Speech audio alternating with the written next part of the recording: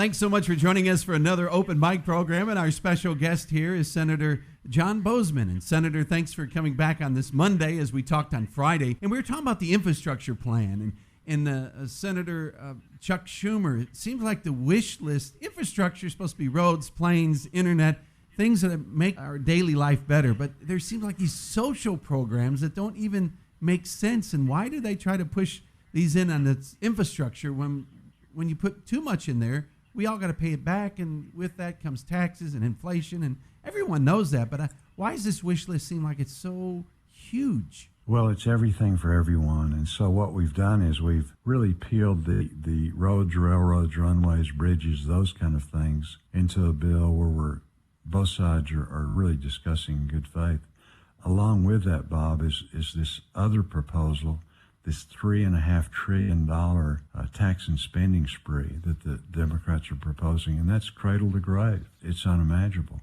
Not only is it make it such that you have to have much higher taxes to pay for that, they're talking about things like doing away with what we call the stepped-up basis. When somebody dies right now, you inherit the property, the value of the property comes up to the date of death.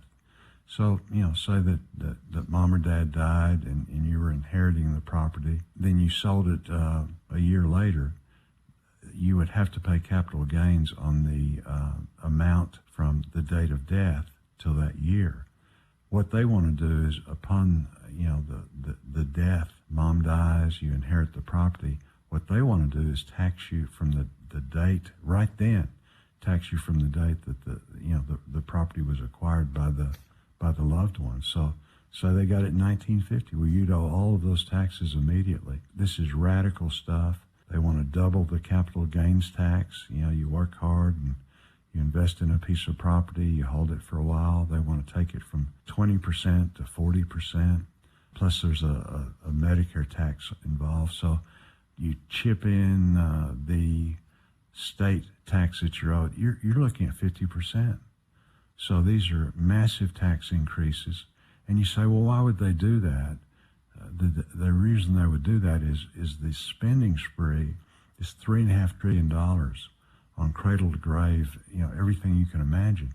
You have to pay for that somewhat. And so that would be the reason for these massive tax increases. So, certainly I'm very much opposed to that. There's not a Republican in Congress that I know that would vote for anything like that.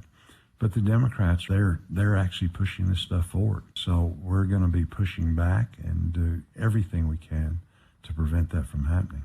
When you look at the infrastructure, you mentioned that railroads. I forget about the railroads. You talked about roads, airports, internet. Isn't that very simple? So that's what people know what infrastructure is. So they're trying to put social things into it. It doesn't make sense. Why? Well, the reason they do it, it's kind of a bait and switch. They emphasize in the bill that they had originally, where only 6% of it was infrastructure. They emphasized the infrastructure stuff and kind of sold it as an infrastructure package, but you had to look really hard in the fine print. And so it's just a bait and switch tactic that, infrastructure is something that the public overwhelmingly agrees we need to spend money on. That in spending that, you're actually, if you have good infrastructure, you create some money by the jobs as you're putting it in, but that's minimal. The real thing from good infrastructure projects is the economic opportunity that's created once it is put in. And there's all kinds of examples of that, in Arkansas and throughout the country. But it's a bait and switch tactic. Yeah, you look at the infrastructure. I always talk about the Eisenhower Expressway. If you think about that, where we have the interstates from one coast to another and from one country to another, that was infrastructure, and that's what made our travel so much better, of moving goods, but not only people, but goods and services. So that's why I always kind of want to bring that back down. So that's why there's always a battle. Every time we talk about infrastructure, there's somebody wants to put something in pork barrels, almost really what it is, right. Isn't it? That's exactly right. Mixing stuff that is not so popular, sometimes very unpopular with an infrastructure package that, again, is supported by the public. Next one is border security. This is something that I thought that was kind of under control. Give us a take, an update of what's going on the border, because one thing that I was talking to a healthcare professional, and their concern is the non-vaccine people coming across the border. And so what is happening with the border? Well, the border is totally out of control. It's in chaos. And I've had the opportunity to be on the border on several occasions. I actually was the chair of the Homeland Security Subcommittee on Appropriations during part of the Trump years. So I'm very, very familiar with this. Our border guards are doing a tremendous job. We need to be so grateful for them. They're doing the best they can. They're very much opposed to what's going on down there. Last month, 188,000 were apprehended. That's apprehended. And so they feel like if you have 188,000 apprehended, then many, many more actually, were able to sneak through without anybody knowing it. So the numbers are staggering. What the president wants to do is, under the COVID protocol, under the emergency powers that President Trump had, now President Biden, President Trump basically said, if you're trying to get into the United States and declaring amnesty and things like that, you have to wait in Mexico. President Biden wants to reverse that. And so you'd have many, many more. We're talking about, in the hundreds of thousands of people that would be released into our country. And with those kind of numbers, as you point out, we're working so hard to contain COVID. There's no the COVID testing, things like that. These folks are just released. They would be given a time to show up at some later date, and good luck with that. Just saying, well, you need to report to an agent within our country in 6 months or something. Well, that just doesn't happen. So these are major things. The border is out of control. The only place it's in control, Bob, is on the Mexican side, because the cartels run it. And we're hearing a lot now about the uptick in the use of various drugs during the pandemic, overdoses and deaths as a result of that. Most of that is coming across the southern border. But on the Mexican side, the cartels control it. You don't cross the border illegally unless you pay off the cartel that's in charge of that section. So this is a huge deal.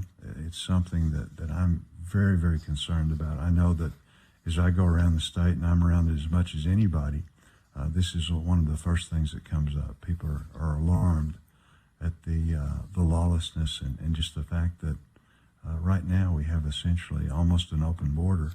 And if the president goes forward with the policies that he's proposing, it's just like a giant magnet, saying, come on, we're a nation of laws.